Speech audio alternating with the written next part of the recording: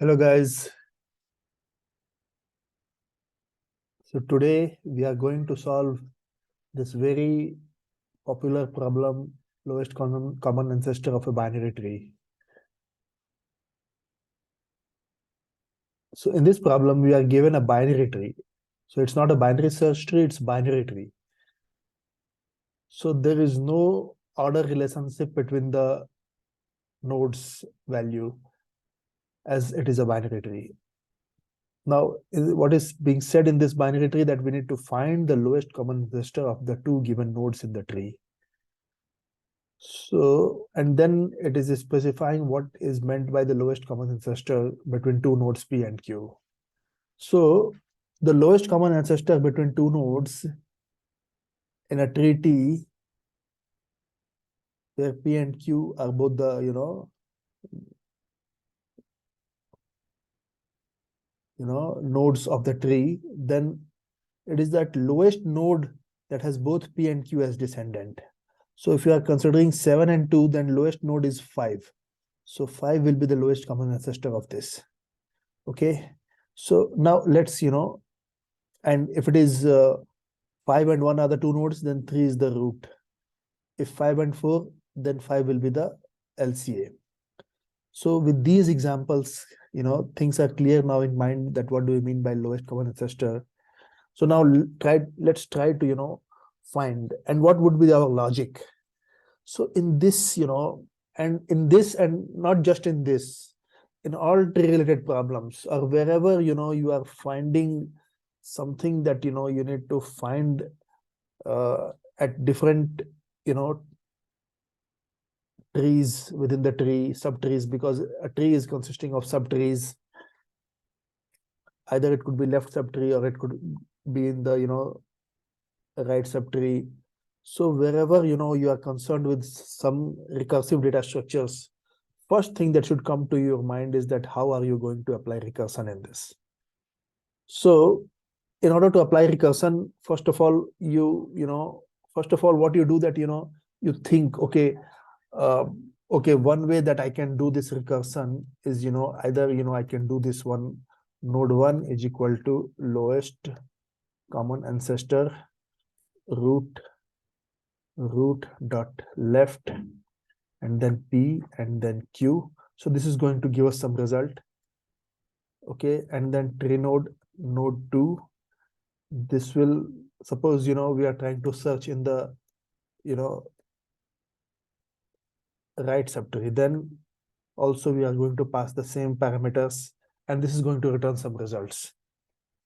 And let's suppose if, node 1 is not equal to null and node 2 is equal to null. Okay, then obviously we need to return node 1. It could be the other way around also. If node 2 is equal to null and node 1 is not equal to null, then we could return node 2. If, node 1 and node 2 both are there, but they are not equal, okay, they are different values, then it makes sense that, you return the root itself in that case. Otherwise, return just null. There could be a possibility that, even then it is not there.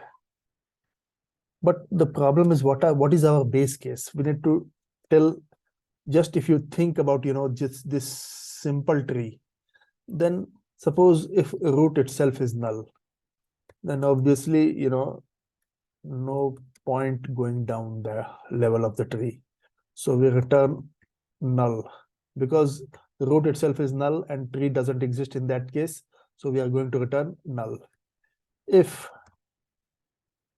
let's suppose one of the node is null, okay, and Q is not null, then we return the non-null node. This could go other way around also. If Q is equal to null and P is not null. Then we are going to return P. One more, thing that we can observe here, that, if P is equal to root, okay, or Q is equal to root, then it makes sense to return root, because, then there cannot be anyone lower than root to be called as lowest common ancestor.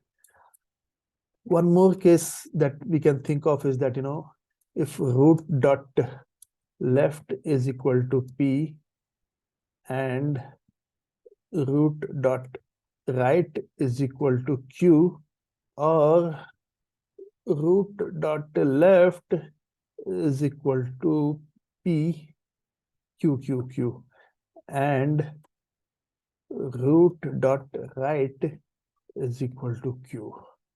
Then in that case, we are going to return root. Okay, so I think these are the base cases that we have. And with this, let's try to run this example. Perfect.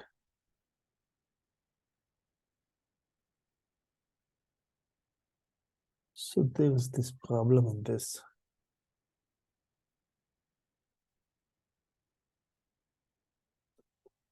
3, 5, 1, 8,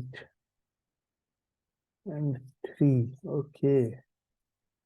0 and 8. Yeah, it should be 1. It's returning 1. Why?